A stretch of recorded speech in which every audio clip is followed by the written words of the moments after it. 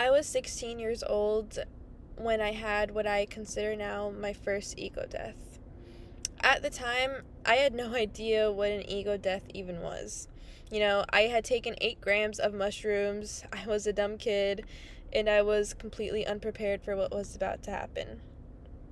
And, I see a lot of people talk about ego death like it's a beautiful thing, like they have like a spiritual awakening.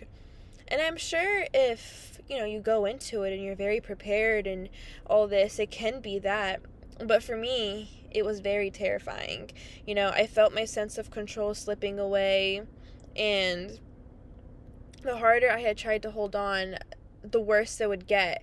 And I remember realizing that I wasn't in control of anything, not my thoughts, the experience, or like even life itself. And that was terrifying. Like, for a 16-year-old that knew nothing, that was terrifying. And a lot of my identity had depended on being in control. So when I had realized essentially it was all an illusion, that was very hard. And it felt like I had nothing to stand on, I felt so alone. I started to, question everything, like my everything that made me me. Looking back on the experience, I think it taught me something very important, and it has been one of the most important lessons in my life. I still have challenges with it to this day. And it's that, control is an illusion. The tighter we grip onto life and try to have control, the more we suffer. I think growth begins when we allow ourselves to let go and admit that we don't know nearly as much as we think we do, and we aren't as in control as we sometimes like to convince ourselves. Another thing I've learned over time is that ego death isn't an event, it's a process. I see people talk about ego death like it was just one moment in their lives, but I think ego death, to me, it's a continuous thing.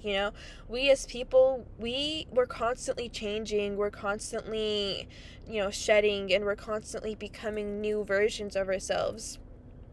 And it's a good thing. I think growth requires the death of who we used to be. That's how we grow. Like, every time I became attached to an identity, life asked me to let it go, whether it was, the person I thought I was, or the future I thought that I would have, or maybe a relationship I thought would last forever. Like, again and again, I think the universe has taught me that growth often looks like losing the things in your life that you thought defined you. And my first ego death taught me that control is an illusion, but I think the ones after that taught me that the identities that I create are just as much as an illusion as well. And I don't even necessarily think that ego death is the death of the ego. I think it's more so, the repeated death of the illusions we mistake for ourselves. And honestly, I don't really think it ever ends. I think we are constantly being invited to grow and evolve and become better versions of ourselves, and I think that it's a continuous thing.